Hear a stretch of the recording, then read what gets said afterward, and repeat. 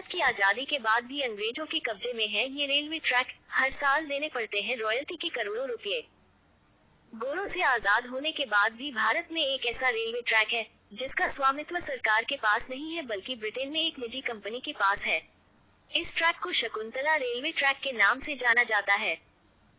आज पूरा देश भारत की आजादी का उत्सव मना रहा है, क्योंकि आज के ही दिन यानी 15 अगस्त 1947 को भारत को अंग्रेजों से आजादी मिली थी। लेकिन अगर हम आपसे कहें कि भारत में एक रेलवे ट्रैक ऐसा भी है जिस पर आज भी भारत का अधिकार नहीं है बल्कि अंग्रेजों की हुकूमत है, तो क्या आप यकीन करेंगे? नहीं करेंगे, क्योंकि आपका तर्क होगा कि भारत को तो अंग्रेजों से आजाद हुए 75 साल से ज्यादा समय बीत चुका है, फिर ये कैसे संभव हो सकता है। लेकिन ये सच है कि गोरों से आजाद होने के बाद भी भारत में एक ऐसा रेलवे ट्रैक है जिसका स्वामित्व सरकार के पास नहीं है बल्कि ब्रिटेन में एक निजी कंपनी के पास है।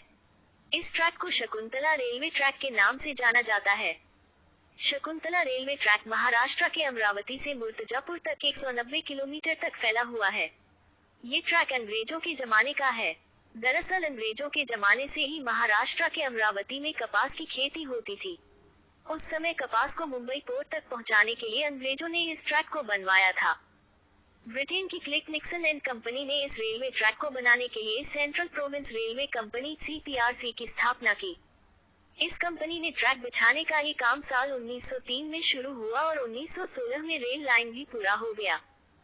अंग्रेजों के जमाने में बने इस ट्रैक पर शकुंतला पैसेंजर नाम की एक ही ट्रेन चलती थी, जिसके कारण इस ट्रैक का नाम भी शकुंतला रेलवे ट्रैक पड़ गया। शकुंतला पैसेंजर में सिर्फ 5 ट्रेन के डिब्बे होते थे और इसे स्टीम के इंजन से खींचा जाता था। 1994 के बाद से इस ट्रेन में डीजल इंजन लगा दिया गया और इसमें बोगियों की संख्या को भी बढ़ाकर 7 कर दिया गया।